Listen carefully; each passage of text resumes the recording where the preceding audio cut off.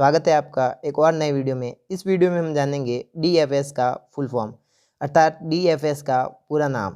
तो बिना time waste किए वीडियो को शुरू करते हैं। DFS full form D distributed F file S system. तो डीएफएस का फुल फॉर्म हो जाएगा डिस्ट्रीब्यूटेड फाइल सिस्टम।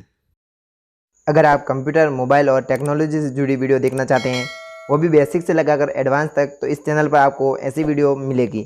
और इसी के साथ इसमें कंप्यूटर की क्वेश्चन आंसर वीडियो मिलेगी, जिससे कि आप किसी भी कंप्यूटर एग्जाम में टॉप कर सकते हैं। तो बिना टाइम वेस्ट किए चैनल को सब्सक्राइब करें।